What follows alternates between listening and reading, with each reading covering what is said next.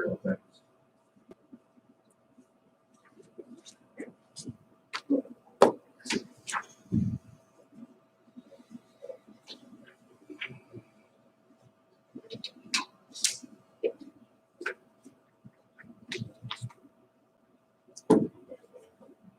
All right, I have 7 o'clock. I'll call the Utility Service Board meeting of Monday, May 3rd. We'll begin with the Pledge of Allegiance.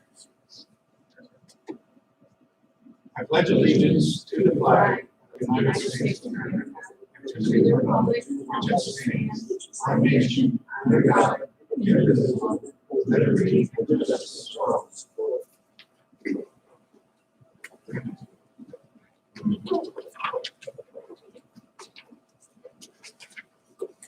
Ready for roll call, Andrew? Daniel, Present. Jeffrey, Present. Mike Reader, Present. Tim Brewer, Present. Mike Kelly. Present. You were provided, and you should have gotten a second copy of the minutes with a couple of corrections that needed to be made before they were even presented to you tonight. So it's a little different than the original you got in your packet, in the fact that a couple of things were changed. Motion to approve the minutes as we would have a hard copy change. Yes. I don't see the. I got a hard copy. Got it at 8:27 a.m. Yes. Well, yeah, you're on there. You FMU address. Well, my email was migrated at that time. So. Today, Yes. You know what was changed? Yeah, The topic. my name was taken out as being the one that called the meeting to order, and the signature on the bottom is going to be Kent rather than me.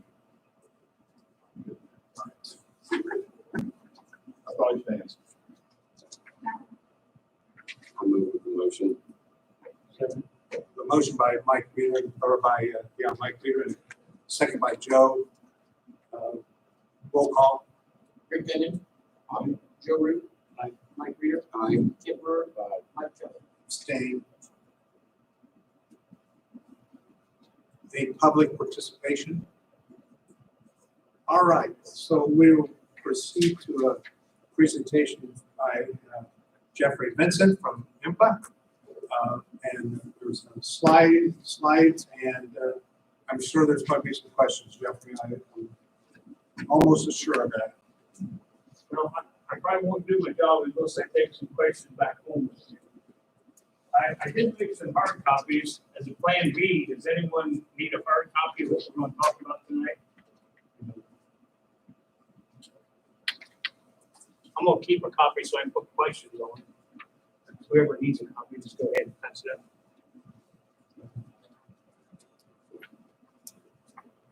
Thank you, everyone, for allowing us. Oh, I'm not the nickel that I began. Not sure. I seen it was there. Thanks, everyone, for having me up to chat this evening with you. Todd and I have been discussing this DEI lease arrangement, lease agreement for some time. He had asked that maybe I come up and share some information with you. IMPA really doesn't have a horse in the race. IMPA is kind of the facilitator here. The agreement, the lease agreement, is between Frankfurt and DEI. However, Frankfurt, yes, sir. Who's the, Duke Energy Indiana. Once we get down in the presentation, I'll let you share how the evolution went. Anyway, what I wanted to do, IMPA is kind of like the facilitator here.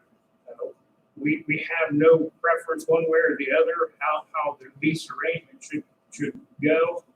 However, I think because Frankfurt is one of our members, we feel concerned that we want to make sure that Frankfurt comes out on top on this.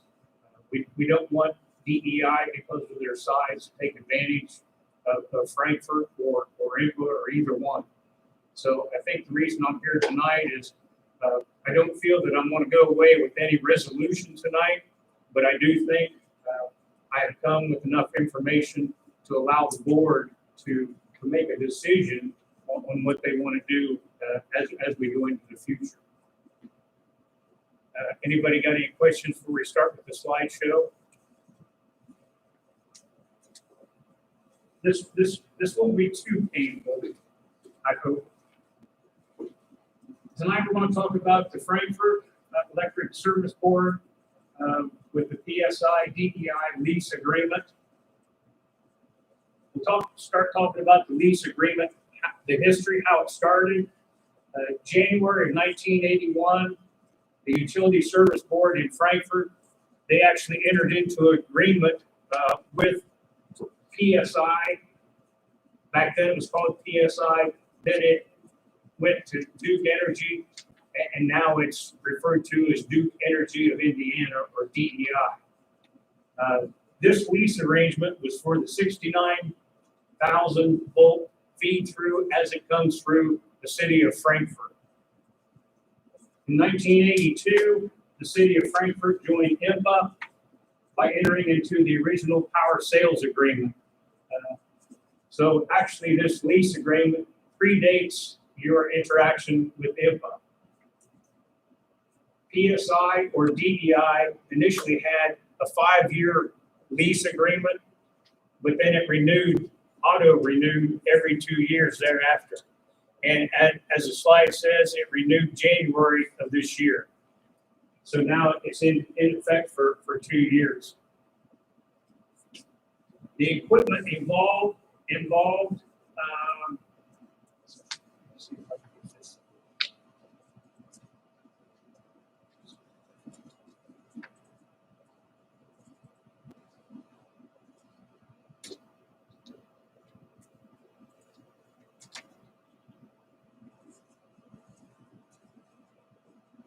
The equipment, well, you can see it.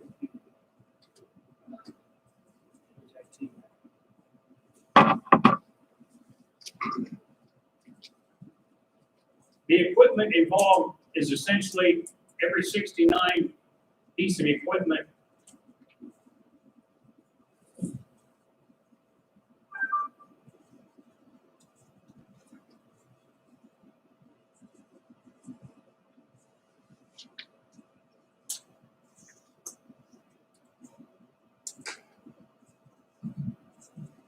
Thank you.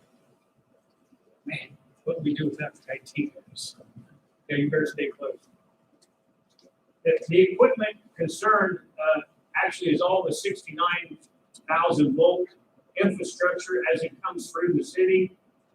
It starts off over at the OCBs at Burlington Substation. If we go out here and look, the OCBs are the ones that's got the big fat tanks, and it's probably about as big as half the car that you drove in here today. There's 3 of them over here at Burlington Station. It then goes through the transmission line, over through the switches at West Side, and all out to the line of demarcation. This line of the municipality owned, I do have a street address for that, but just be aware that it's all the 69 kV transmission lines. Okay. The 3 squares over here are what's right behind here, is that correct? That is correct. And then that line where it says 2.0 miles, Yes, sir. that's goes out of the back there, Yeah, heads up what, Green Street or? Green Street, this. Okay, I'm with you. And you said that is municipally owned. Can you clarify that? Frankfurt owns those facilities. DEI is essentially leasing those facilities from Frankfurt since 1981, or, yeah, 1981. So Okay, 2 years ago, was that done to facilitate them being able to get power from out there? Because this out here is where the Cayuga station is. Is this the end of the Frankfurt line right here? That's the end of the Frankfurt owned facilities, that is correct. Okay. And so DEI or somebody else? Yes. Okay. Yeah, as you can see, up at the Oh, top, it says PSIO. Yes. Yes. So PSI owned that piece between where we own at the station down to where Frankfurt comes. So do they currently pay us at least per year now? You're exactly right, and we're going to be talking about that. Yes, you are exactly right. Let me ask one additional question. Maybe Todd can help me here. So, 2 or 3 years ago, along Green Street, there were a number of pine power poles, large ones, replaced with metal, the large galvanized steel poles. Did we do that? No. If we own the infrastructure, what was we do replacing that infrastructure? We're going to talk about that. But that's a very good question. Very good question. What is the money bill that's paid? Comes in, and we receive it as a miscellaneous. But we do get it. It's like $3,500. A little over $30,000. It should come in before the 10th of each month, I think. Yes, is the way the contract reads.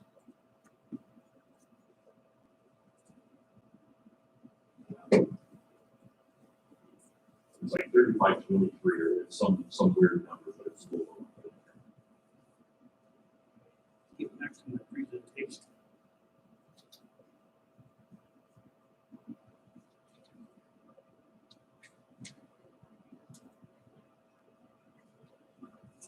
Okay, now that we've seen a picture of it, we can actually talk about the facilities. One thing is the 69,000 or 69 kV transmission line. That transmission line is about 14,000 linear feet. And like the print showed, it was from the OCBs, these big tanks out here at Burlington Station, over to West Side Station. All the 69 poles, the wire, the hardware to attach the wires to the pole, that is all owned currently by Frankfurt. Burlington Station, the one out back here that you guys just rebuilt, you rebuilt the portion that you owned, but the portion that you was leasing did not get upgraded. So as you can tell, when you go out here at Burlington Station, you can still see them great big OCBs. Them things are like dinosaurs. They've been around for a while. Also associated with those OCBs is anything that's got 69 kV associated with it, which means all disconnect switches, supporting structures, anything with the 69 kV. We come out of Burlington Station, we go to West Side Station. West Side Station is a little bit less involved. At West Side Station, you pretty much got two gang-operated switches with motor operators on them, which we call MOABs. There's two MOABs out there at West Side. Along with the MOABs, you have motor operators, you have associated relays, and motor controls. So there is quite a bit of equipment on the feed-through for the 69 kV that is currently owned by Frankfurt, and you're leasing to the DEI organization.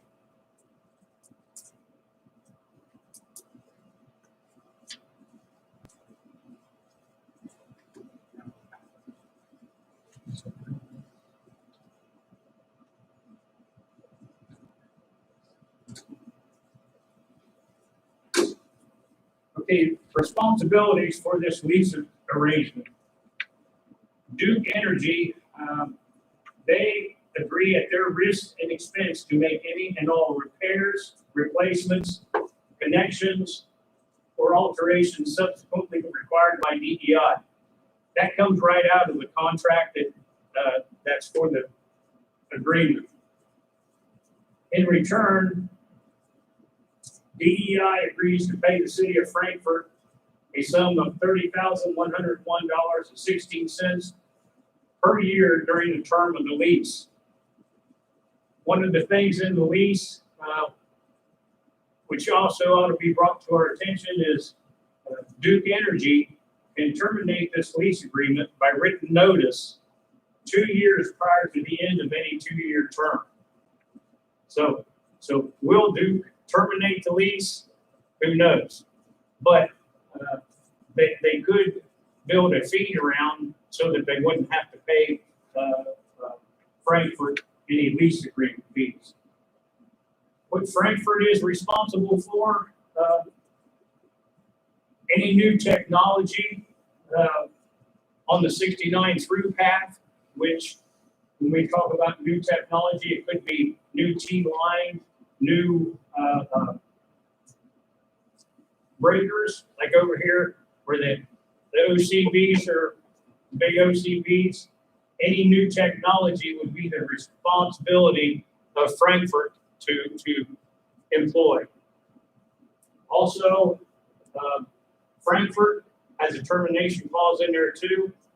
Same as Duke Energy, you can terminate this agreement by written notice for 2 years prior to the end of a 2-year term. So both parties, like a typical lease agreement, both parties have a buyout or a termination notice that could be given at any time during the 2 years. One of the things here to look at is the agreement itself says DEI, or Duke Energy in Indiana, agrees at their risk and expense to make any repairs, replacements, connections, or alterations. That come right out of the agreement. The agreement says nothing about new technology upgrades. So that's where IMPA is getting kind of concerned in that long-term new technology upgrades might be bad for Frank. And we have a copy of this lease agreement. Yes, sir. I didn't believe it. I never have the lease. Yes, sir. I have a question. There's a layout here. I don't know if she- That line doesn't dead end, correct? 6,900 kV is not dead end there. It's big.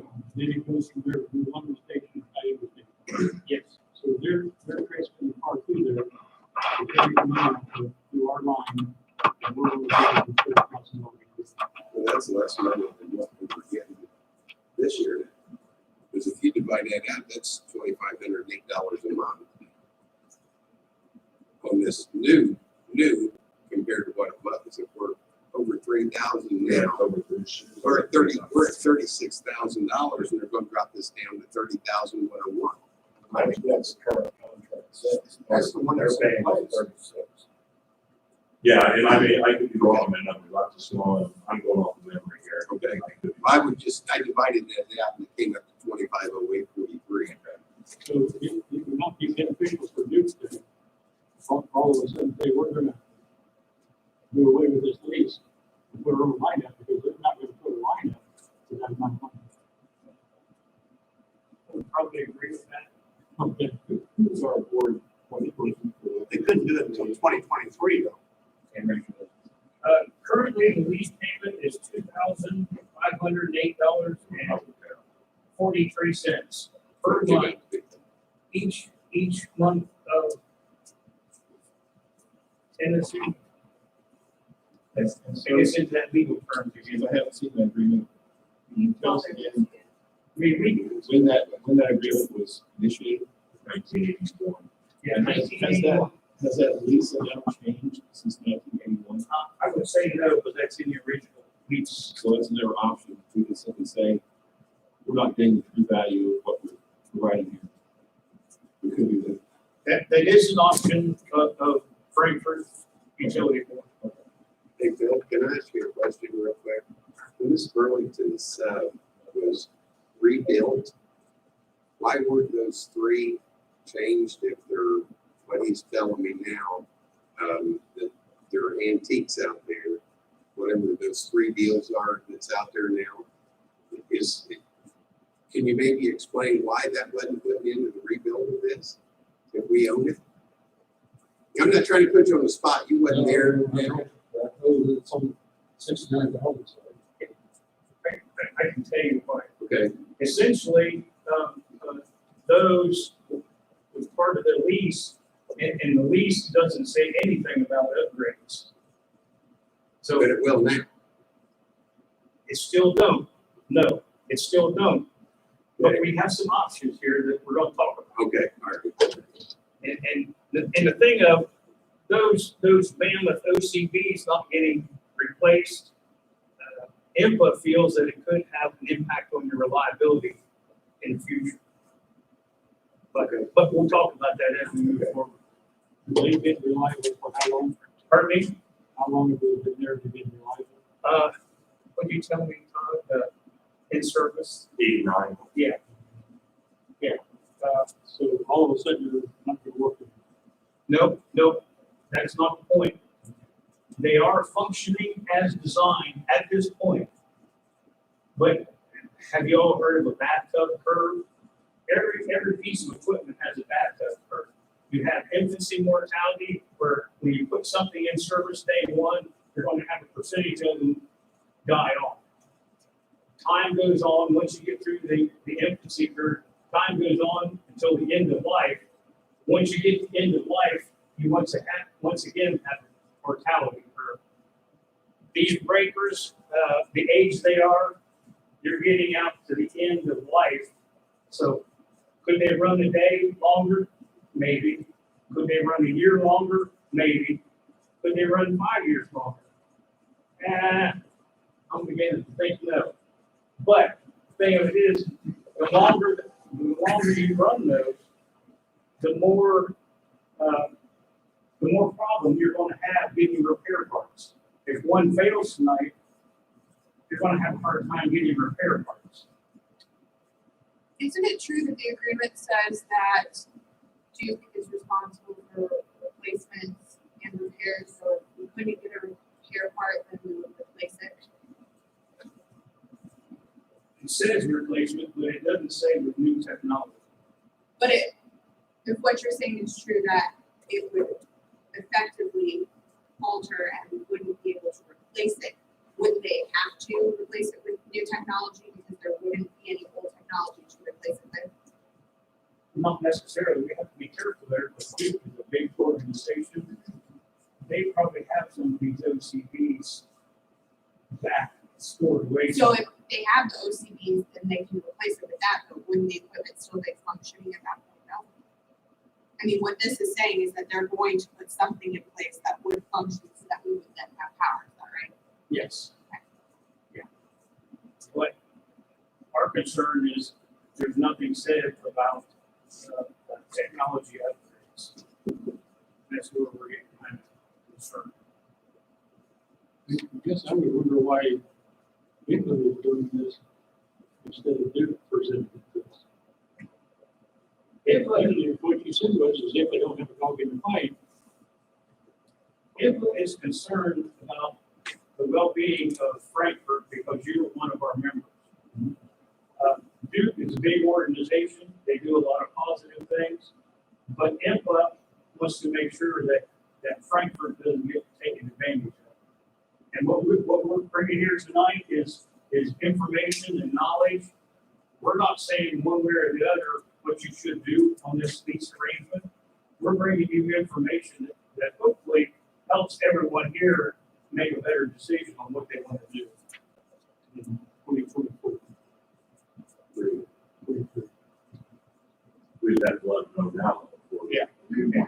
So Because the clarify, contract please, requires 2 years for termination. if you would, sir, clarify the, in terms of Frankfurt, power, do we have two,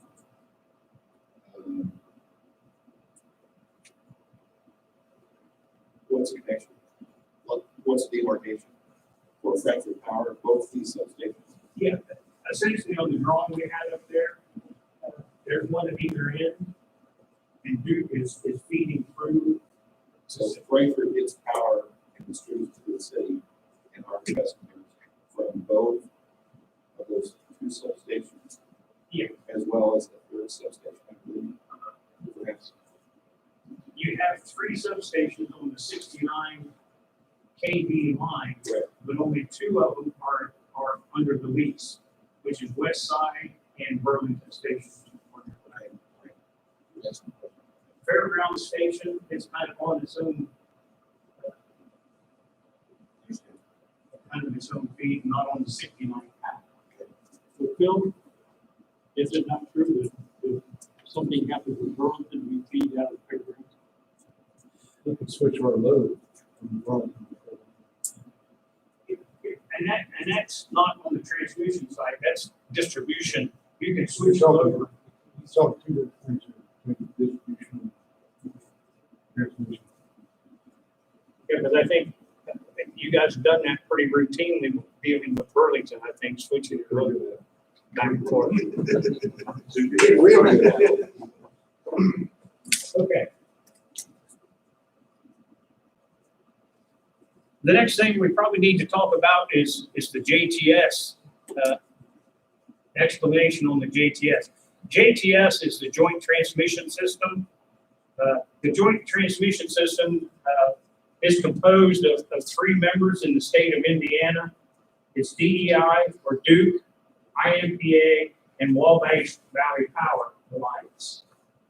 What this does is gives all 3 of us opportunities for transmission throughout the state.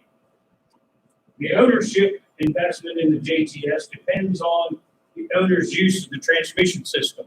In other words, Duke uses more of the transmission system, and they're kind of like the big brother, so they have the most ownership. The advantages of being in the ownership is that DEI performs any and all O&M on the members' facilities on behalf of the joint owners.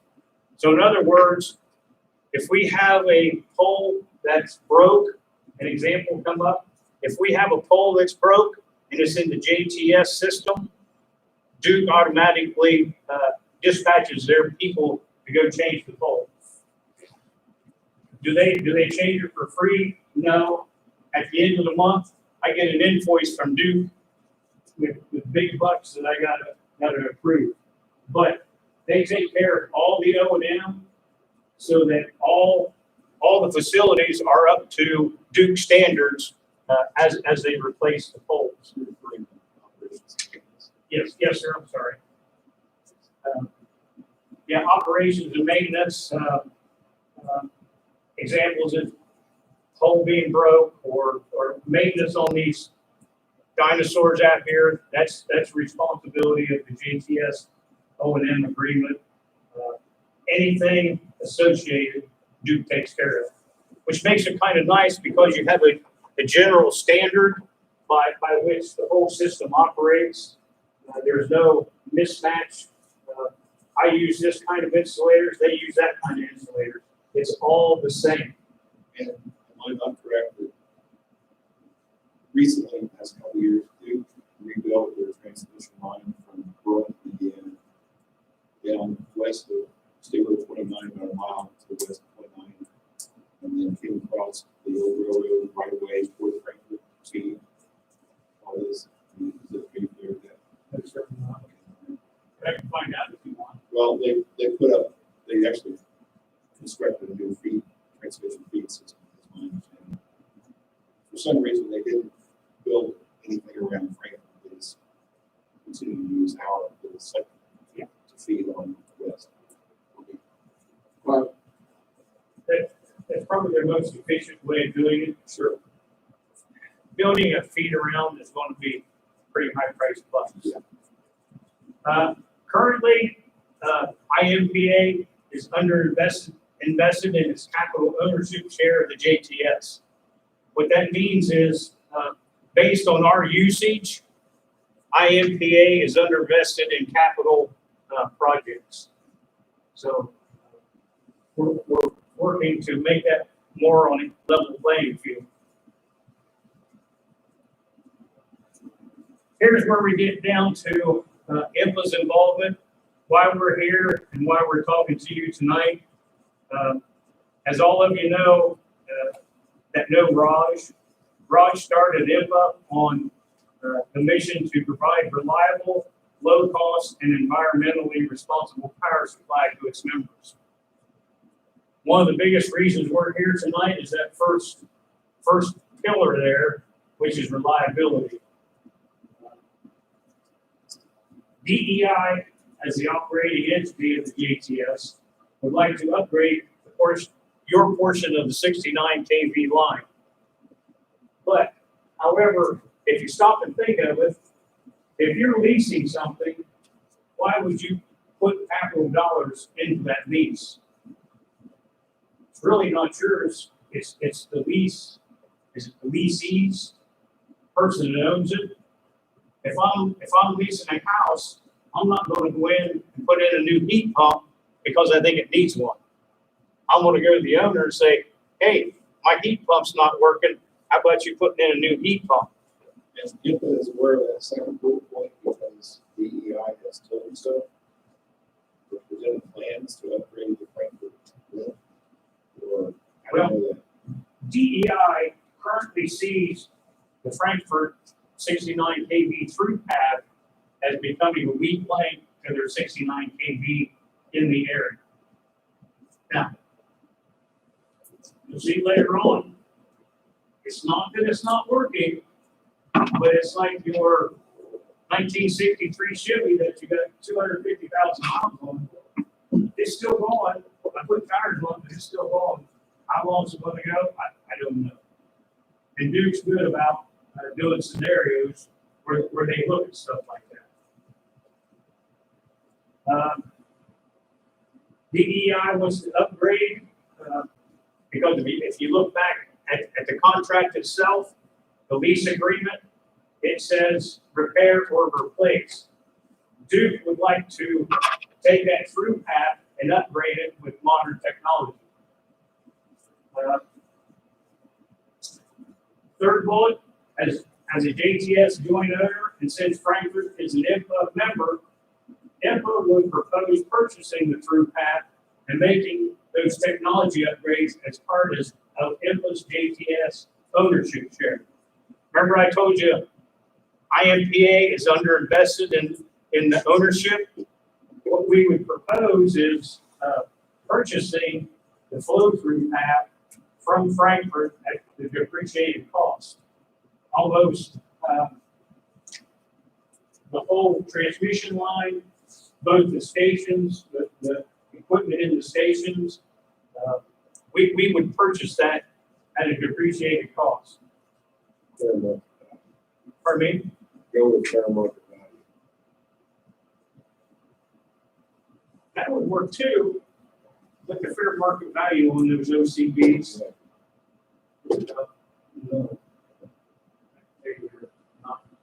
Is there any electric people in here? You guys electric? What do you think about them OCBs? Never mind, I got it. It's actually the infrastructure that is this link that has the value. Because in order for Duke to build a workaround, there's acquisition, there's capital costs, you're in the tens of millions of dollars to go around. So this, we know that. So. And he brings up a good point. The feed-through path is worth some money. That some money, IMPA can't tell you what it's going to cost. Duke can't tell you. That's a value that the Electric Service Board has to come to an agreement amongst yourselves and say, hey, if we're going to get rid of this through path, this is the cost that we need to make that happen. So IMPA's point behind it is to get from underinvested to turn around and increase their profits on the percentage of the JTS.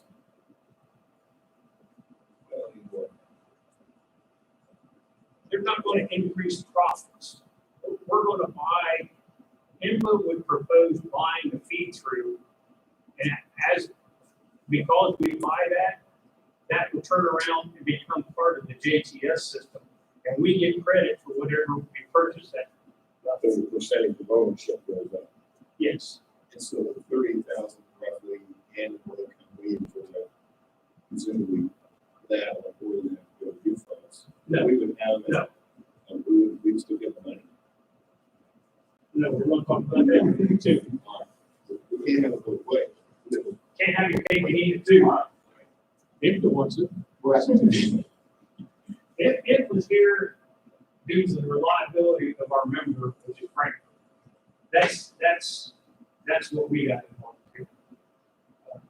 We're kind of concerned about long-term reliability for the city of Frankfurt. This pass-through is it's obviously a major key component of Duke. Yes. So when is, and I did know, when is our contract up with him? 2040. I'm not much of a contract guy, I'm a technical guy. But yeah, 2042. It was 2032 and 1997, instead of the 10 years. We have a 10-year 10-year, prior notice. yes. I'll let you take it. So, Big picture.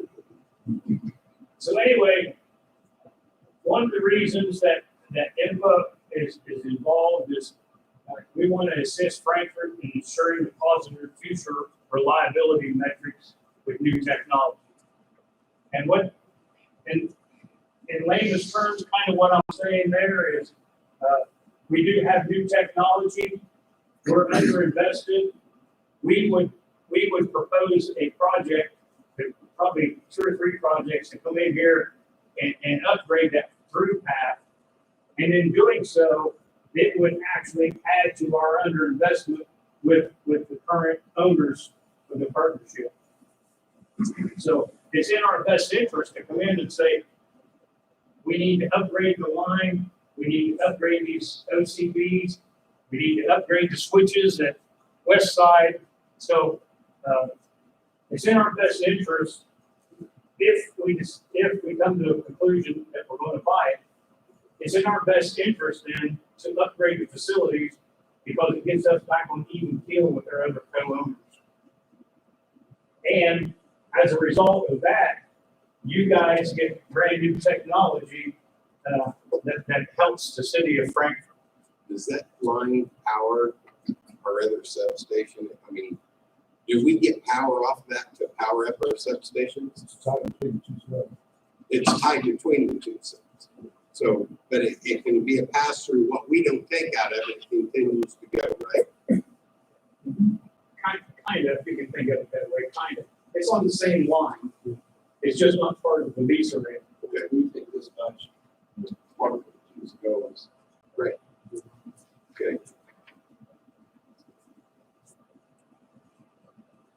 Okay, the effects that it has on INPA. We would purchase the city of Frankfurt 69,000 volt through path, which would include all the transmission line facilities, which is the poles, the wire, the hardware, and also the station equipment, which would be the dinosaurs out here and the switches out at West Side. We would give you some dollar value that we've come to an agreement on. Also, we would give Frankfurt a payment for the lease buyout. In other words, it would be up to Frankfurt to determine an acceptable lease buyout. There, you would probably try to find a net present value for current lease payments. Say if you want to go out 5 years or 10 years, that would be another lump sum money cash inflow to Frankfurt. So you have the cash inflow for us purchasing the feed through, and you'd also have the cash inflow for the lease buyout, which would be the net present value of however far out you want to go. Once that happens, upgrades and future expansions are funded by INPA as part of the JTS ownership. In other words, if we come in and upgrade the facilities, that's going to be at our expense. Frankfurt gets the the advantage of the new equipment, but all that's funded by IMPA, which will go through the JTS organization. The best part about it is all the points above will reduce the IMPA JTS underinvestment.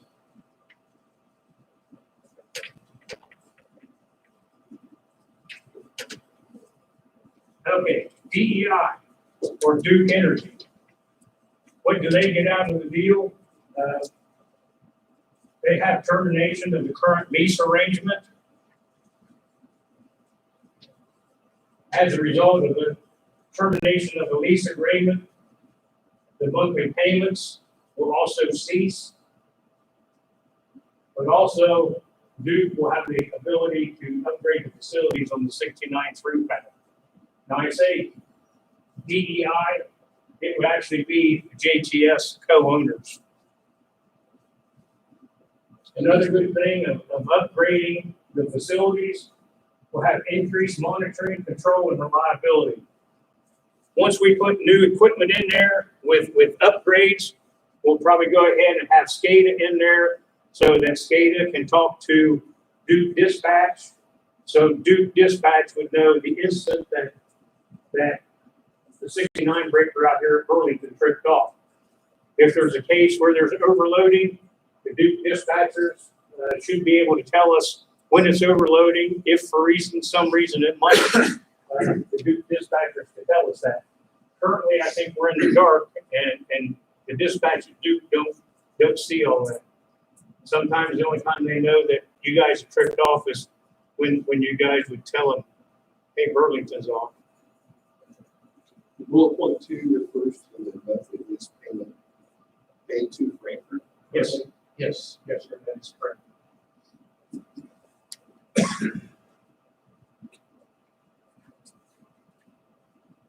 Okay, City of Frankfurt effects.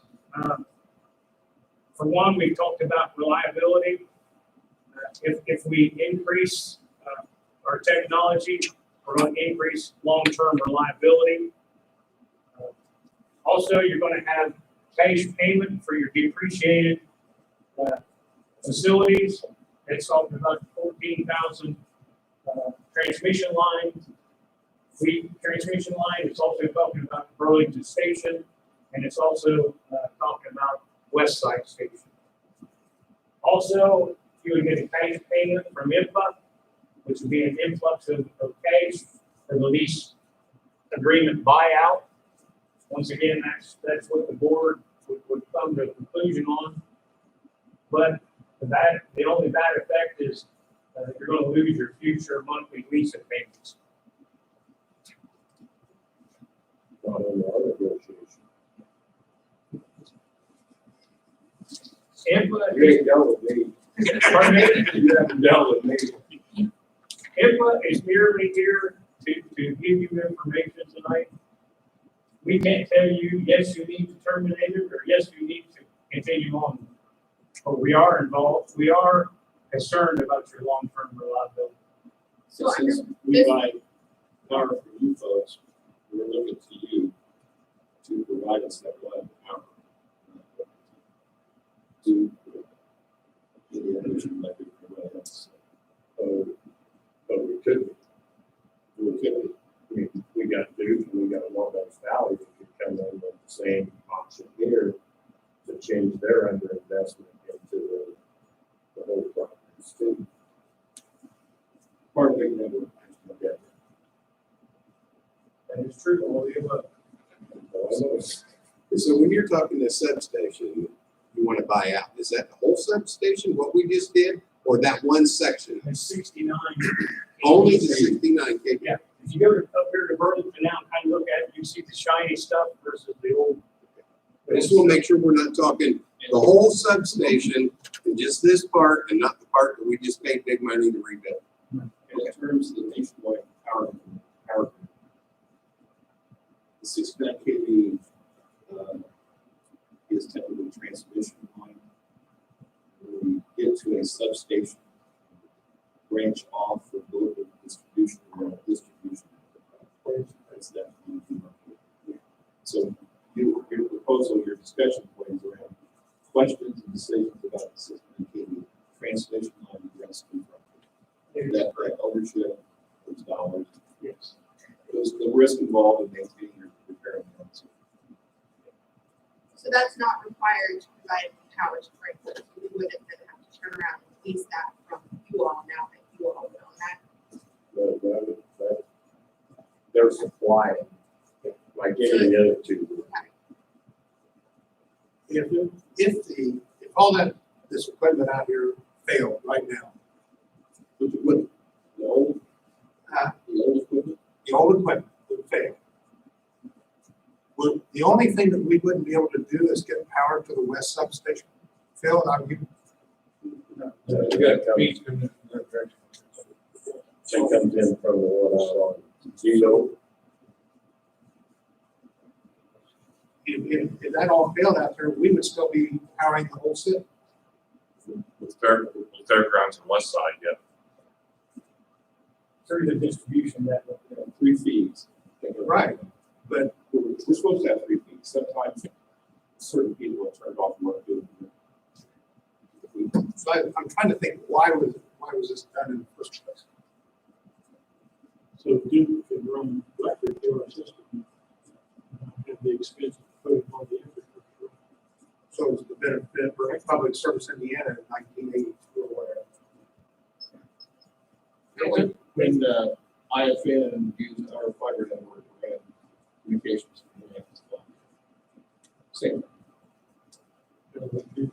Going through our station and so everybody else saying that we don't need to line it up with the rules.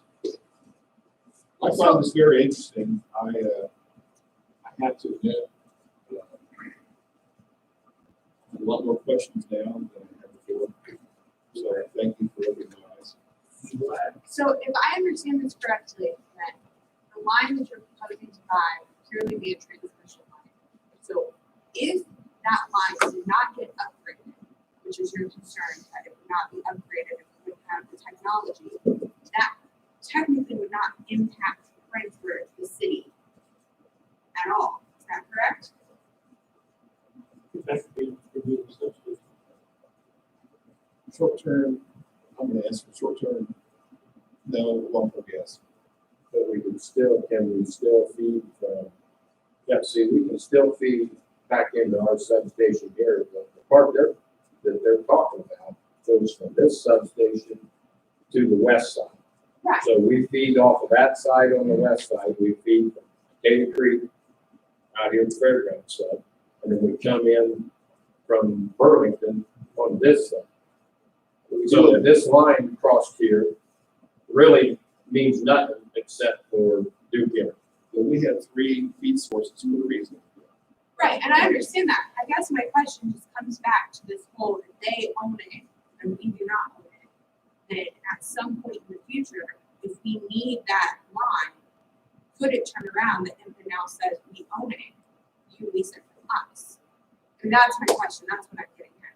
Well, like in 2042, that would probably be part of the renegotiation for 2032. You know, I mean, I'm just thinking of reasons why we would want to hold on to it, and that would be, I mean, if we need it for our system, if we don't need it, that's one thing, but if we do, then that's a question for the future. I think maybe you're getting the distribution and transmission maybe mixed together. That's probably true, as I have no technical expertise in this at all. On the transmission system, the transmission system supplies the major substations. Once the substations are supplied, Frankfurt has a very good backbone in that once it goes through the transformers, transform temp distribution voltage, Frankfurt can transfer the load between any of the 3 stations pretty easily. Right. So if you lose one of the stations, like we had Burlington Station out for a long time, it was fed from the other 2 stations, but it was on the distribution side. Right. So what we're talking about is the transmission side feeding all substations. I'm going to throw in my 2 cents.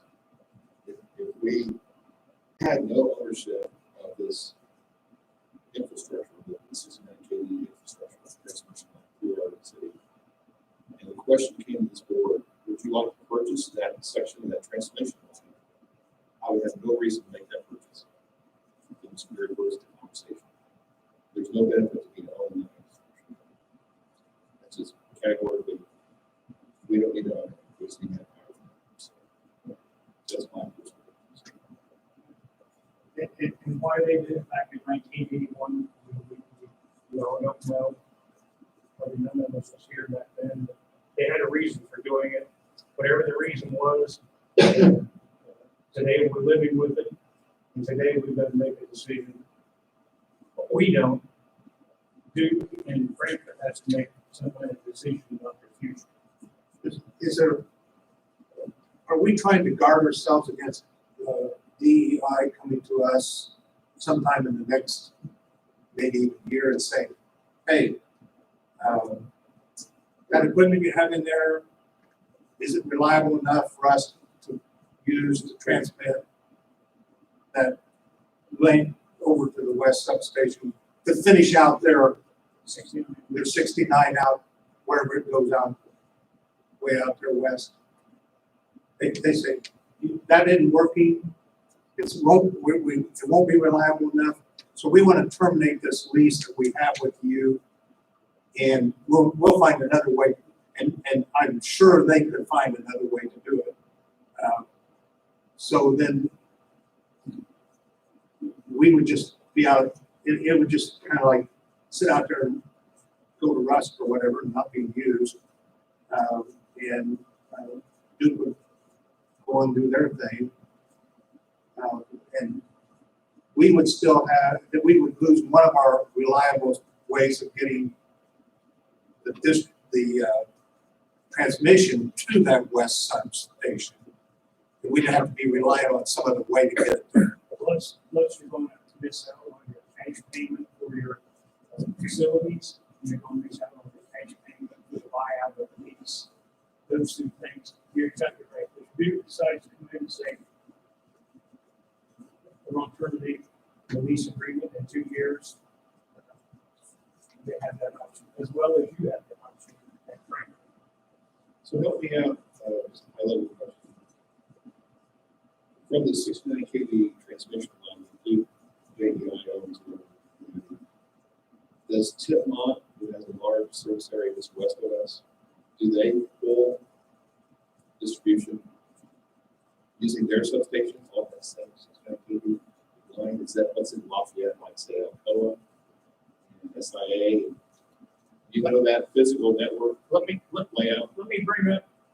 I'm trying to relate where we stand in relation to Crawfordsville and other. Let me bring up a bigger picture. Oh, hey, we're here. I'm gonna get the page down.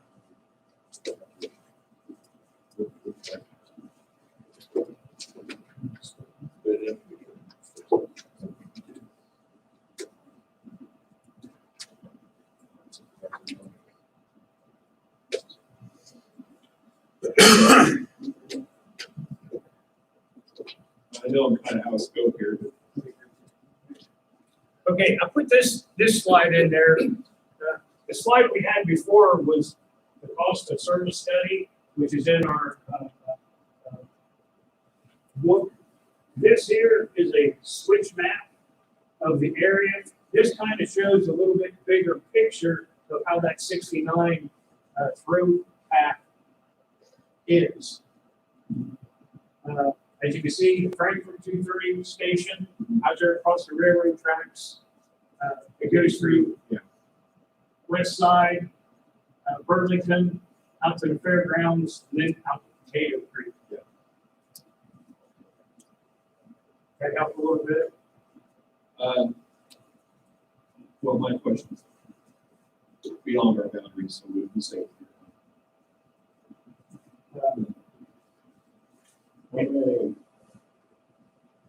How many utilities like this are in the same kind of pastures, like Peru? They're in Okay, does Brew have a pass-through? How many places are like Franklin Utilities that have to? This is on one that, and those of you that know Jack Elby, Jack Elby and I looked at this pretty in depth. He's not shared any other places that have this situation. But I can look that up for you, make sure. But I want you guys to make a decision based on the best knowledge that you have. So will Duke have to lease that from IMPA then, or as part of the JTF, do they just use it? Because we're part of the ownership, once it's in our name, it becomes part of the JTS ownership. And then Duke is all we own it, because we own it.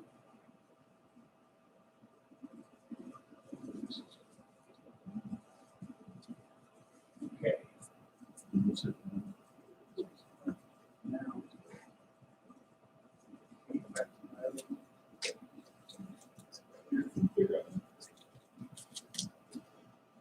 Okay. That was for the city of Frankfurt.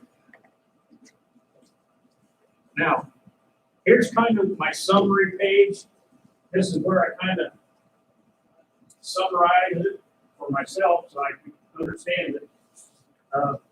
The through pad equipment, the 69,000 volt through pad equipment is currently functioning as it was designed to function. However, we talked about the bathtub curve. This equipment is getting close to the end of life. So we know that based on the age that Todd told us that it was installed. The lease agreement language in the lease itself agrees to repairs and replacements by DEI.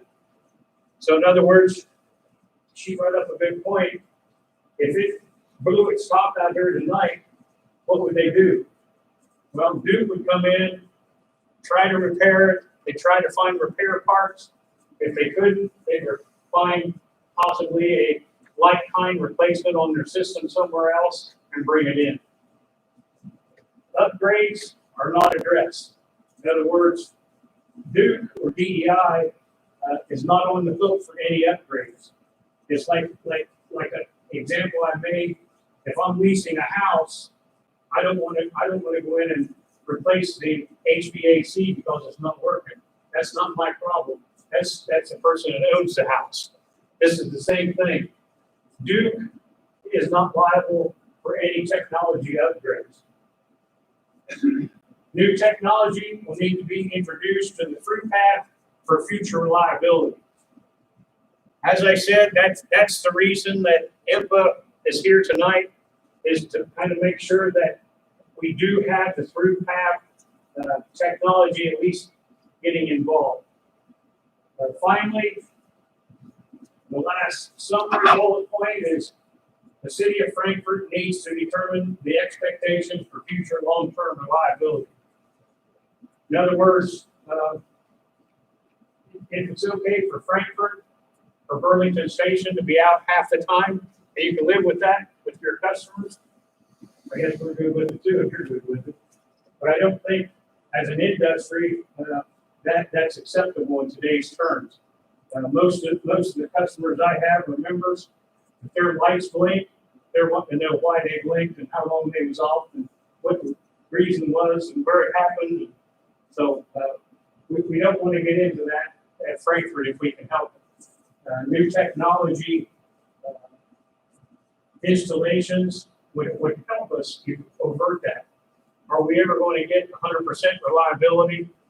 There's no utility in the world that can guarantee 100% electricity 100% of the time. So I guess that kind of puts me in a nutshell. So when does the discussion of what these values are begin? Today. Right, Todd? Todd and I have been talking about this for for a little while. The values, if it was me at IMPA, what I would do is go to my accounting department and say, okay, we got this, this, and this equipment. Tell me what the book value is left on that equipment. Or there are other outside entities that can probably come in and do that for you. That's one piece of the pie.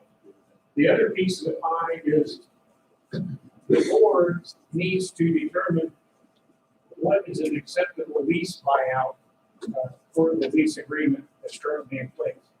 In other words, do you want a net present value cash sum of 5 years, 10 years? What's acceptable? And once you guys get all that together, then we probably have to sit down again and say, yeah, I agree with that. No, I don't agree. Is this bottom dollar? You know, it's going to vary. I mean, do you get a lease agreement for 50 years cash buyout? Probably not. You know, that's probably not acceptable. 50 years of lease buyout at net present value would be a pretty good sum. Alicia, as under public law,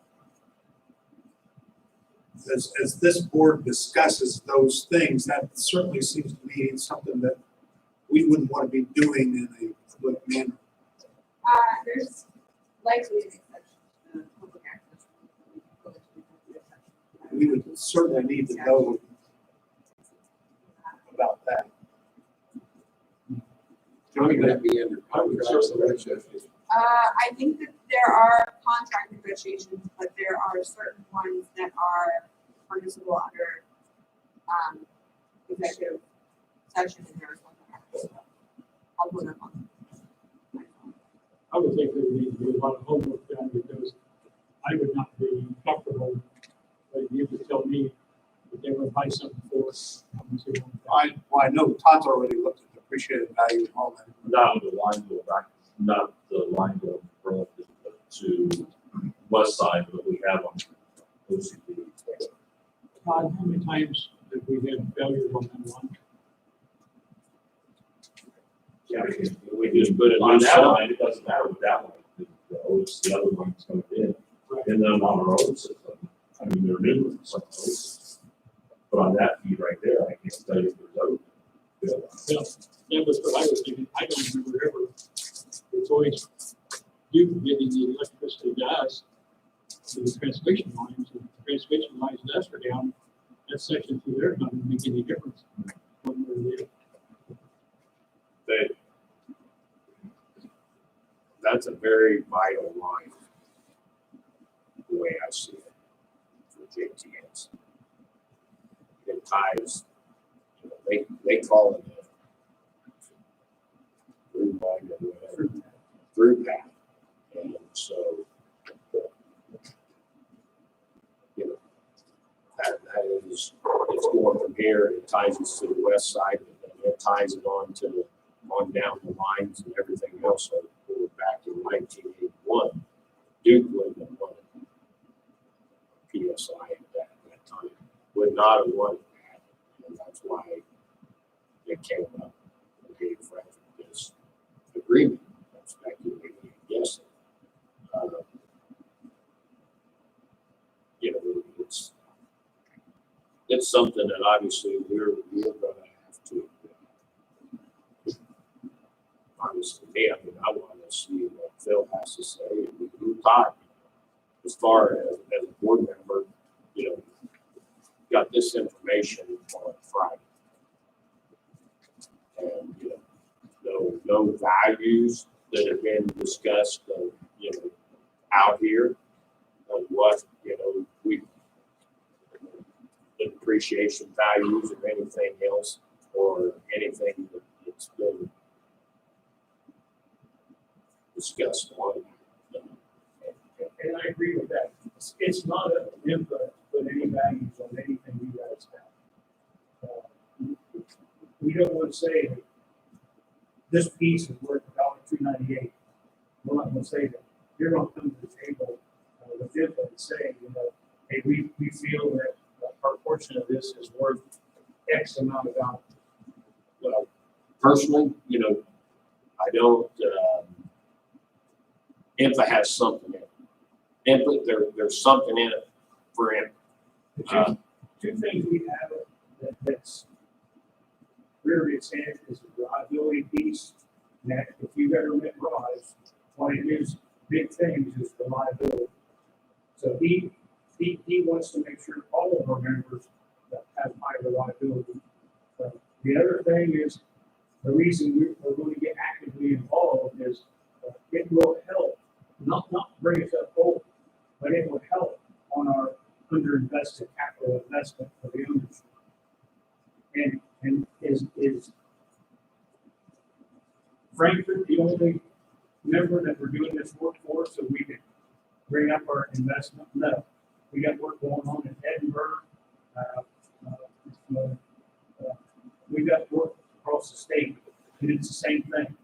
We're proposing it so that it brings up our capital under investment.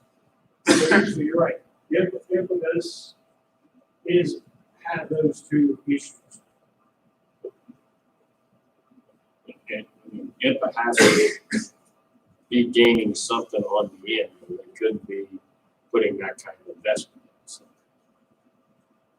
If we're talking clearly the investment, it's whatever we pay Frankfurt, we're going to turn around and the JTS will reimburse us for that.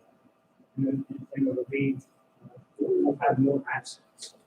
But because we have those assets, Duke will do all the O&M, capital upgrades, likely their crews will not do the upgrades. Then is that charged back to JTS? Yes, yeah. And then you have to pay a share of JTS? Yes.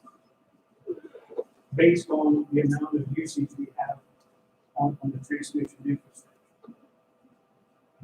Hey, it's the most complicated thing because every month when I get that bill, I try to go through it and itemize it in my head. It's amazing how complex it is. Well, again, I learned a lot. Developed a lot of questions, give us some thought. I have two things at this point. I'd like to ask Todd if you and Phil could locate a Indiana transmission line physical network diagram that shows us the 6-9 kV line we're talking about through Frankfurt. Usually we get one. Wherever you get it, I'm not gonna ask him to give us something. Wherever you get it's fine. I wanna see where all the transmission lines north Indiana, north Indianapolis are. And, you know, we can see where some of them are. I think you was involved in scope. Much broader scope because 20 years ago we had a 200-year ice storm, and these are lines that went down over the interstate and were all put in with metal poles at that point. But I want to see how this fits into the physical network across northern Indiana, how important it looks to be. If we're not the only connection point left from east to west. Yeah, I see where you're going. And then I think at this point, unless other board members have questions, I'd like to make a motion to take this under advisement and develop maybe a committee or how we want to proceed and leave that to you, Mr. Chairman. I would accept that as a motion, I'll take a second. Second. Motion by Rick, the second by Mike Reader. And again, thank you for all the information. And, Jeff, let me ask you this. If, let's say that we go through this and and we have to come up on an agreement, what kind of time frame would the JTS or INFA be looking at doing these upgrades? I mean, because you're making it sound like it could happen tomorrow, it could happen 5 minutes from now, it could happen 5 years from now. But is it something that would happen immediately on the upgrades if it's such a dire need for our reliability? I don't know how long, if you've ever worked with the Duke organization, but We work around them. if we decided tomorrow, we're gonna look at infrastructure upgrading in Frankfurt, we could start a job tomorrow, but it would probably be 2 years in the making before we could see the T-line upgrade or OCB replacements. So I'd say at the minimum, probably 2 years turnaround. So, like I mentioned, or as you've been talking on the OCDs, on one hand, it could be a dire need, but on the other hand, it's something that can be put on the back burner for 2 years. It's not back burner, that's the process. I mean, if, Unless it fails, and then they have to get here tomorrow. So we're hoping our best case is that the damn thing fails and they have to show up tomorrow. don't do wall street around the bushes. Okay. And we're somewhere out in the bathtub curve in life, but it's nebulous at best. I mean, 3 years, 5 years, 10 years, you can't make a rational argument. We're thinking, No, I We're understand. getting closer than we were 10 years ago. Yeah, that's kind of what we can say. And it's in IMPA's best interest to stand up a project as quick as we can, because the cost of the project will go into our underinvestment, our capital underinvestment. So if we put up a project for $1 million, that puts us $1 million up, even though we're still going to be underinvested. But like I said, we got a number of these projects throughout the state that we're doing. Okay. And then the amount of money you would draw for transmission would increase when you become more invested. Yes. Because you're getting so much per kilowatt that's being transferred.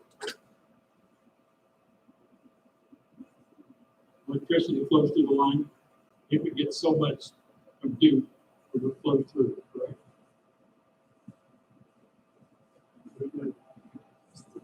I tell you, every kilowatt that goes through a line, somebody makes something on it. So we would be, IPA would be drawing more of a investment back because they would have more transmission. Invested in the transmission. That's- Remember, I'm the very engineer says have the pieces fit together. When it comes to contract stuff, I get over and see the way they did the electric. And the transmission is part of what they did. Let me take off Joe's question, maybe get at this way. I understand you're in the engineering section. Would we have any expectation at all that our electric rate we pay the input would increase as a consequence of you having more investment in the system? No. It'd be a wash. because IPA will own it, but the JTS would have the benefit.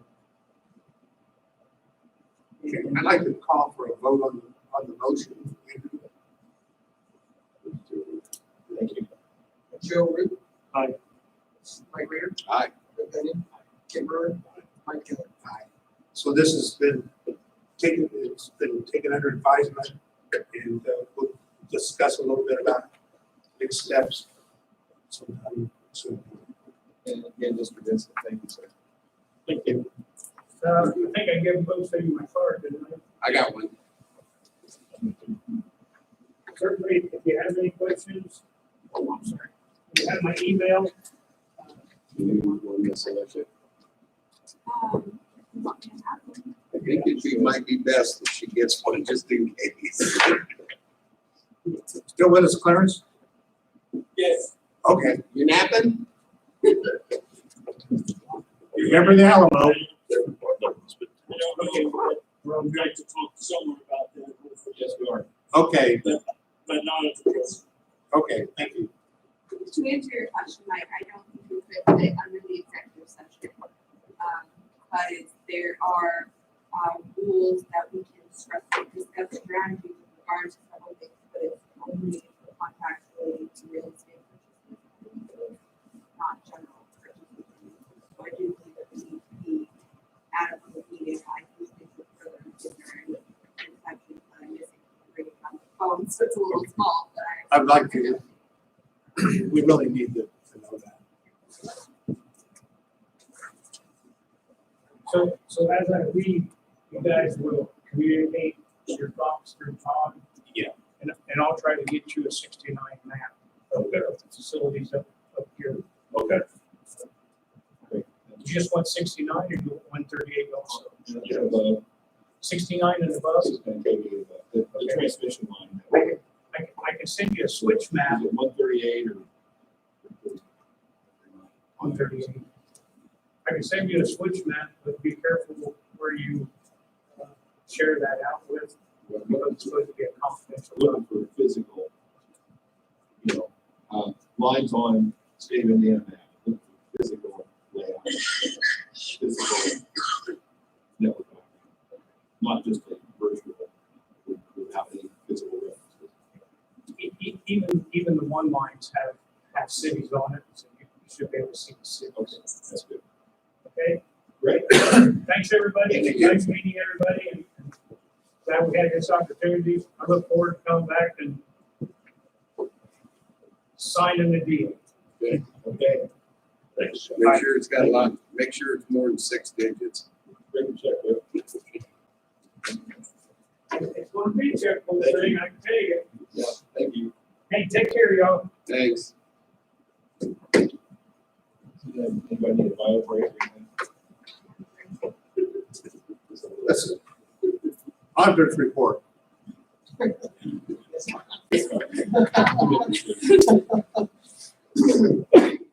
and cookies, maybe.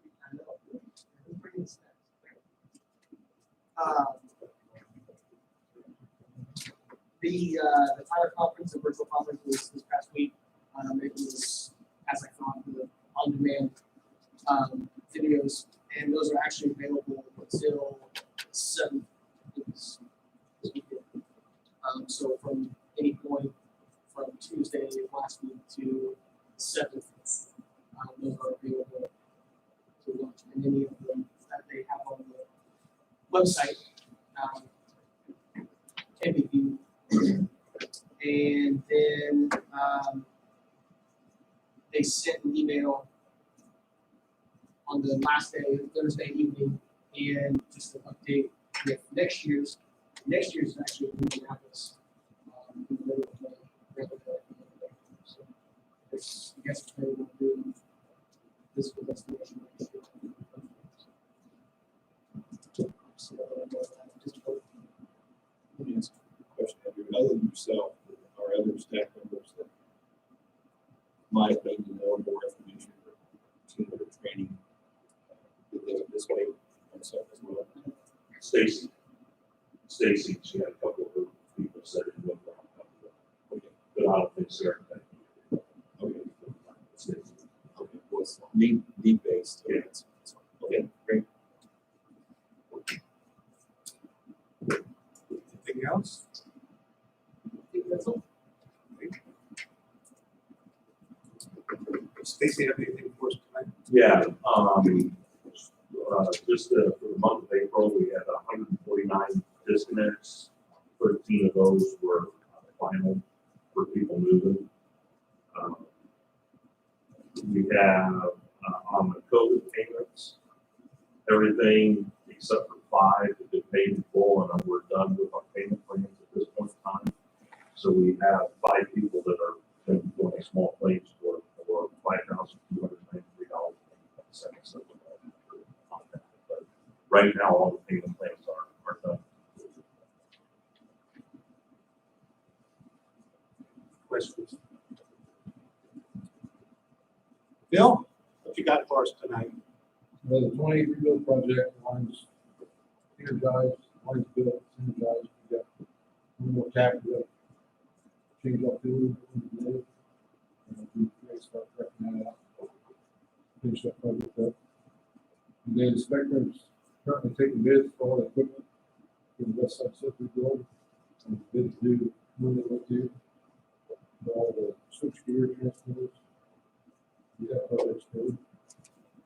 And then on another note, on the April 28th, we had a Fort Alliance Square, public contact with 2-phase lines out west. Those the employees of Brother Lucky energized sprayer and the truck through the hose. I got some pictures here. Sent. The guys took over that on the outage. But blew the tires off the sprayer and set them on fire. And then the gentleman who was working the tender truck, he had interest, his hands and pressed them to his feet. And he was transferred to Frankfurt and Espinosa. As I understand it, he's out now, still at home. Could have been a bad deal for him.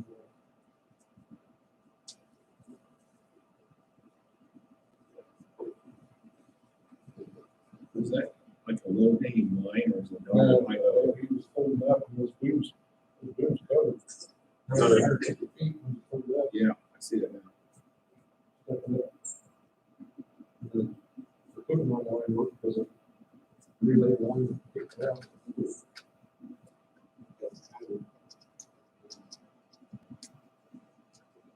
Show you this stuff to do. But actually, Mark's in the sandwich, this is what the guys do. So there's- Fire department will have a quick lesson too when they get there, when they get out of an accident, something like that they need to look out. Because they got there and so the sprayer was on fire, they started spraying. Fortunately, the power was off by that point in time, because we got the calls for people being out of power. But it's still, it got their attention, and I know that because the son-in-law was the first one on the truck that. So the fire has been energized. They were gonna need it. Water on it.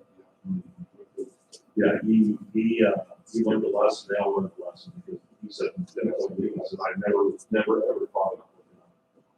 So, yeah, there's a lot of people that are fortunate with that.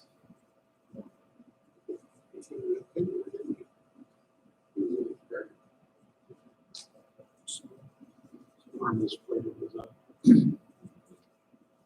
Anything else, Bill? That's it. Mike Beck, okay, anything tonight? Yes, sir. Just one item of information. Tomorrow, there'll be a couple of representatives here from Westler to do their annual inspection for MS4. They'll be going around to the street department, recycling center, city light and power parks, the wastewater plant, and Jim's place, the sewer maintenance folks, and the water plant to do their inspection. They'll be looking for floor drains and stored chemicals, stored oil, that kind of thing, anything that might spill, and make sure everybody's got their spill cleanup kits and that sort of thing. So it's a normal once-a-year thing. Did we do a self-inspection in advance of that being here? Every month, we do self-inspection for each department. There's a check off sheet that they all had and stuff too. In fact, they just had a meeting on last month that got everything prepared. Everything should not have any troubles anywhere, at least on the utility side. There's nothing. There's work being done. Right now, there's not any work. They haven't shown up. Just pipes.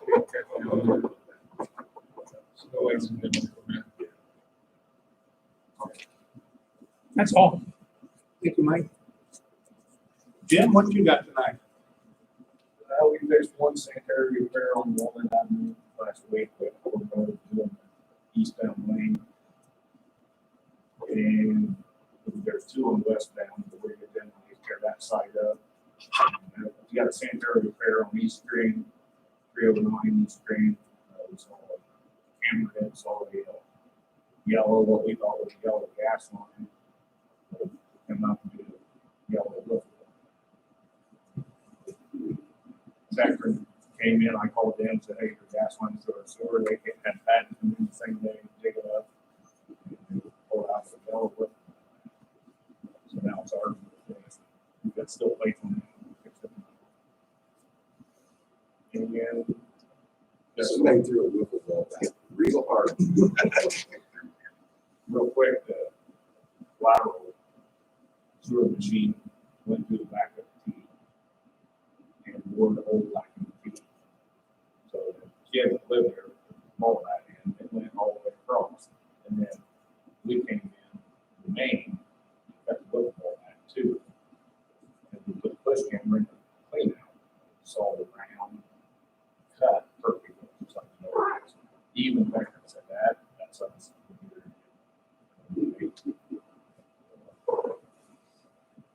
And we got a storm sewer repair on McKinney Avenue, water meter that's set right on top of the storm sewer. So we get the press and the maintenance guys will be there, take the meter off for us to storm sewer. And National Homes, we found 2 laterals that was full of roots. One had to clean out the tree plot, so we ran a rubber machine in the tree plot, that camera and that did roots out. The other house on Howard Drive does not have a clean out, so we're going to get in the tree plot and grass, but it ain't clean out. And use that machine to try to get to the big of the street. And kind of clean it up and have parts of the street. And the flow meters, and it's out on the 21-inch industrial line, we'll put 2 in Friday. And be there for 2 weeks. And then after this, hopefully we get some more done, we can call them back and put them in again. And see what happens. They went in Friday, and the other ones went out Friday for these kids.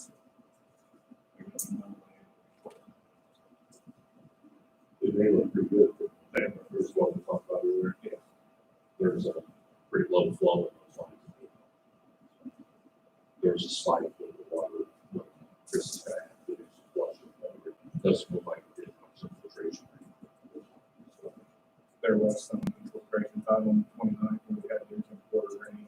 Oh, that's right. It's spiked it up. On a normal day, it's 18-inch pipe, that's 2 inches of flow.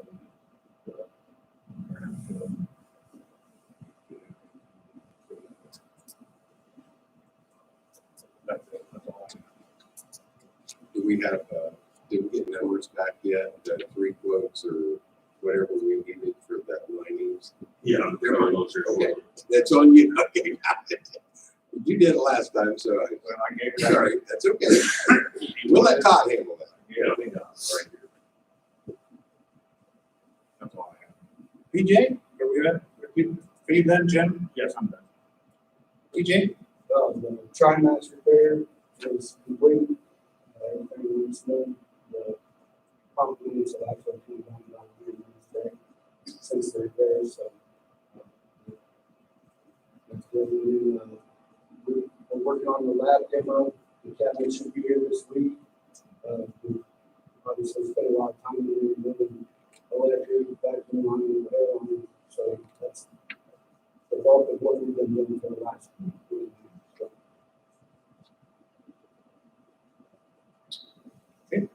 Chris?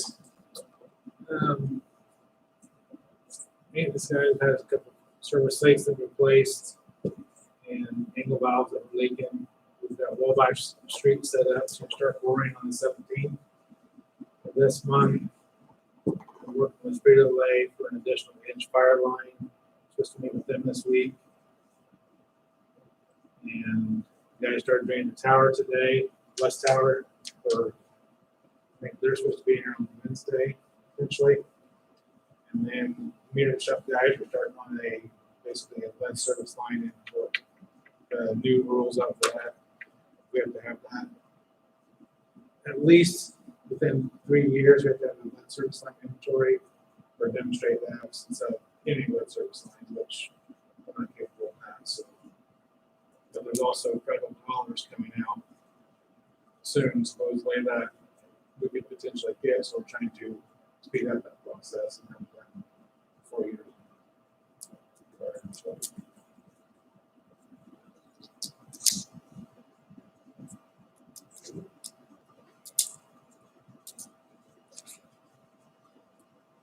Rick, any information tonight? Just that, Another reminder that when the weather is favorable, I will be sending out an invite to the board, with Tom and PJ, for a project review gathering. It will not be a meeting, it will be a gathering at the lagoons to review projects.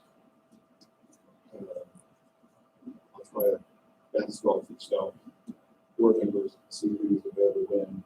We are looking at 2 sessions, we can do that. But I don't want to do it for paying for it in a week, or half the days of rainy days, half the days of muddy days.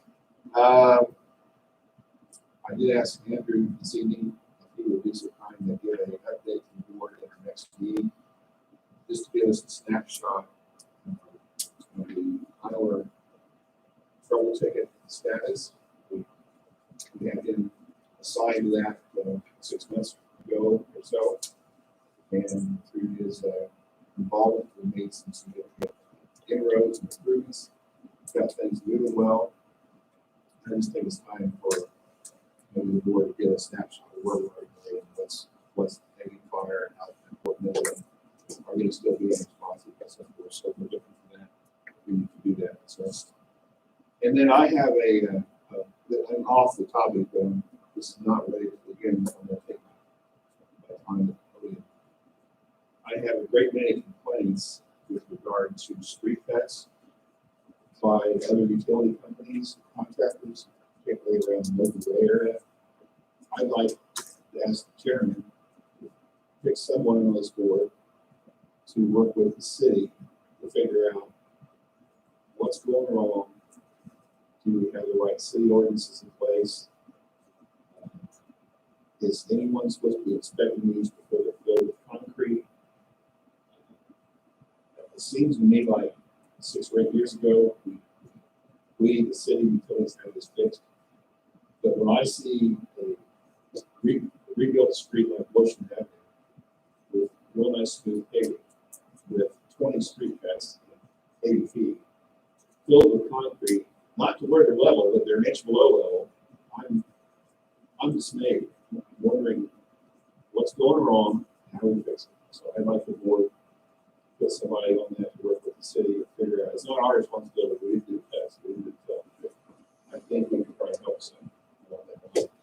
If you be agreement for that. I can remember some of our people being chastised by the city because we didn't fill them in properly and quick enough. If I remember right, Jim, and that were they kind of on us about it had to be done in a certain amount of time? Yeah, and it had to be sort of back the way it was re-inspected, and yeah. We're not, What they're talking about with the contractor did 18 feet. I understand that The regular street, the street is. Well, and and Pat, and in the city where Pat has done gas line, there are gas line cuts that have been backfilled with asphalt that are 3 inch strong. Rick, I would tell you, I have talked with Jason Forsythe about this, basically the street cuts on Washington Avenue. And there, he does have a plan, but he's restricted in some ways because of the way the projects were done.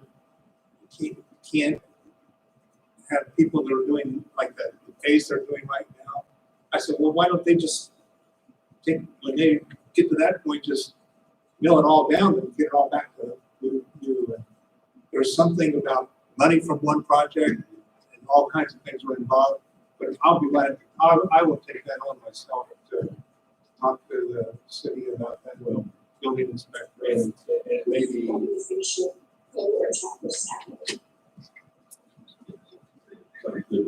Taco salad. Yeah, please. Are you getting a taco salad, Clarence? Maybe. It may be that talking to Mr. Forsythe is a good first step. I think Mr. Stock needs to be involved. He would be familiar with ordinances and approvals and past history. So, Jim, is thank you for that. road cut permits still required? Yeah. And I let Don personally know where ours is. Jason called us. 2-3 weeks. I just got that. I will try helping if I do. You know, when we had to go and get those cuts, I don't know if there was a chart, you know, and that form you got back told you exactly how it had to be done, and you had to contact, Square cuts and you 2 know, inches. and everything else, and so. Well, if they have a permit, they should have a record of who did it. People are doing it without permits, it sounds like. Right, it's fixed at one point in time, and at some point in time, the wheels came off. Then I think the village side, we did it the right way. I think it was one of Sam's, Pet peeves. pet peeves, yeah. Because he nailed us up here by the Milky Way at one point in time because it was too high. We had to come in and grind it off. So Grind it we off. over, Still want to, I think, it's not hard. no. Over, what is that? Over by your house. Anyway, Good job to me. Yes. Anyway, it used to be high, now it had to get grounded. So you'll take that. I'll take that one. Great. I'll That's all I got. My TSS is over. okay. General manager, Okay, and the lighting quotes that we kind of hit on just a minute ago. We, got 2 quotes back, the third one never responded. And we had Miller Pipeline and Stitch Form come in, and Stitch Form came in on almost $80,000 higher than what the first quote was when we combined them, or had them separated. And Miller Pipeline will hold their price if they get, we divided up into, actually had to divide it up into 3 phases to get by having to advertise and get everything. Because that's the best interest of the project. Yes, exactly. Those expectations. And we got a bid, and it's a little over 3,600 feet of lining of a 21-inch pipe. We got one bid on, we'll just call it phase 1, of 111,602. Phase 2 would be 72,488. And phase 3 is 126,900. To do the lining of about 3,600 feet, 3,650 feet of lining. So, A little over 300,000. And with that, Go ahead. will that get all of the 28? No. Why? No, that's half. Real close being half. And then the manholes, the lines that we do line that come together, the manholes, there's another close, the manholes get lined and line them off with. Then next year do the other half and then extend it. So that line will be finished. in the new manholes is at 31,350. So, We'll never get it done, we'll start. Can we do a motion to accept all 3? I would strongly prefer if we did 3 motions to accept 3 phases of our 3-part project. would someone make a motion to Strongly. approve the phase 1? Mr. Chairman, I would make a motion for phase 1 of the statement 28. The second, Lining. second, Joe. Roll call. Mike Reiner. Aye. Joe Ruben. Aye. Craig Kennedy. Tim Brewer. Mike Kelly. Aye. Make a motion for the phase 2. Joe makes a motion for phase 2. Mike Reader seconds. Roll call. Craig Kennedy. Aye. Mike Reiner. Aye. Joe Ruben. Aye. Tim Brewer. Mike Kelly. Aye. Your turn. I'll make a motion for phase 3. I'll second it. Okay. Craig We have a Kennedy. motion second. Roll call. Craig Kennedy. Aye. Joe Ruben. Aye. Mike Reiner. Aye. Tim Brewer. Mike Reiner. Mike Kelly. Aye. What about the risers then? Is that another? yeah, so it would be, we'll just call that the manhole rehabilitation.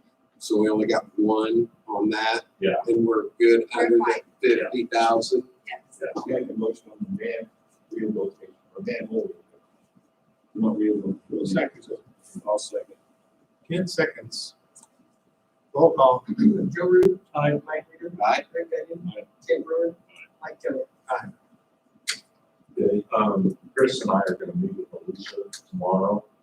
The it's been something that's been in the works for a good year now, probably, on raising some, not rates, but fees for water department for like turn-ons, hydrant meters, different things out there that we just been falling so far behind. I think Chris has done a great job in looking at other communities.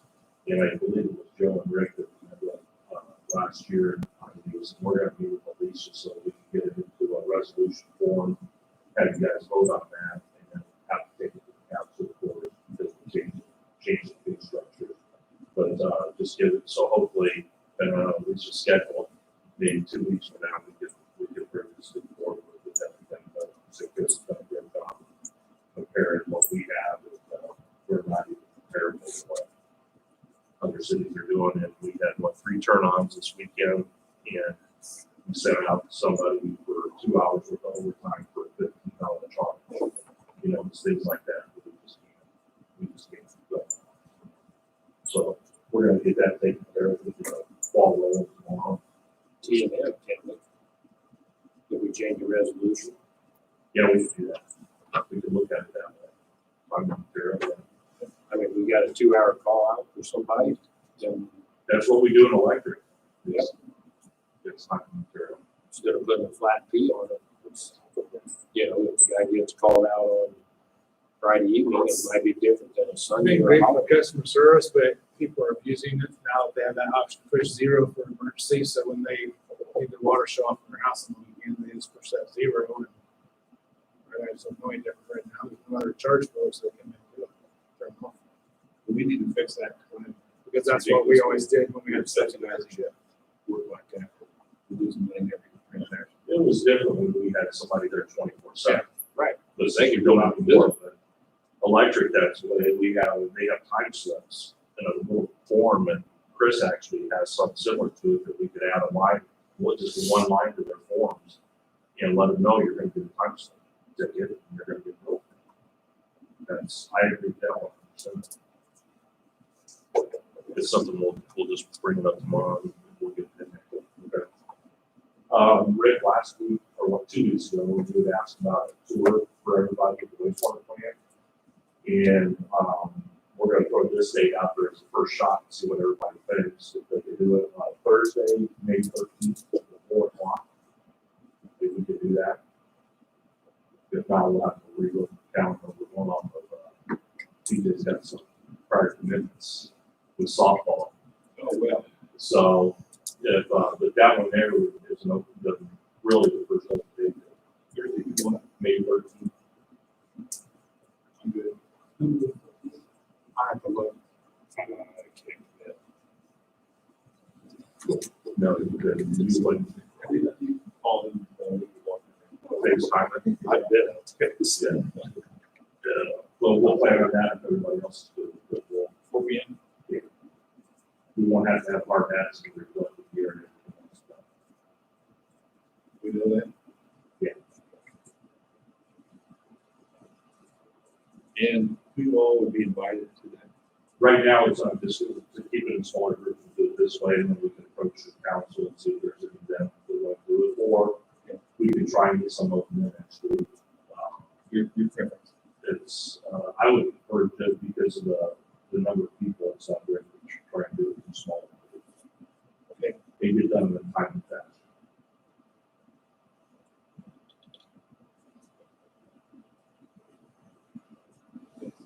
And then we had a progress meeting last week for the wastewater. And if they have a economic development rider that they're doing for people that are for big loads. And we discussed it at the meeting, but our load is still not going to be high enough to qualify for that economic development rider. But the people in the meeting gave us some good suggestions that if we're putting all these variable frequency drives, that our companies are giving rebates for the high efficiency items. So I checked with HIPAA and they do that. And with what we're looking at, the 22 variable speed drives or variable frequency drives that we put in. Once they're in there, they can get a form to fill out and they should be getting rebates right around $30,000. That was good. So, everything pass along, and then we'll be putting them into the water plant as well, and do the same thing.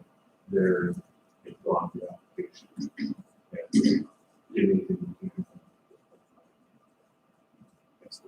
Okay. That's all I have. Ready for claims? Make a motion, we approve the claims as presented.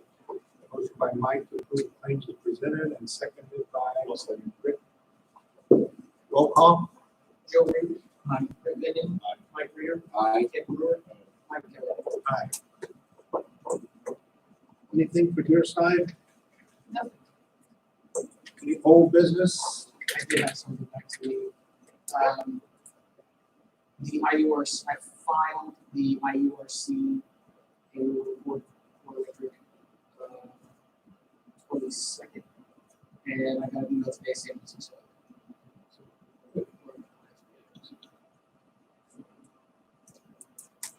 Any other old business? Any new business? Look at the ample conversation we had earlier. Will that, the decision on that be made, does that got to go before the city council? That's a good question. I would say yes, if they really own, the city really owns the property. You don't want property. Well, but it would be real estate, Oh, that's true. it would That's be true. real estate, it would It's, be equipment. I'll have to look. At least for information, maybe for. Right, but I mean, obviously, we're gonna keep, then, once she finds out who all it needs to be, with it, but I think, we need to, go I'll look. with them and let them know that obviously, once it comes down, that we're talking about. Right, yeah, right. So,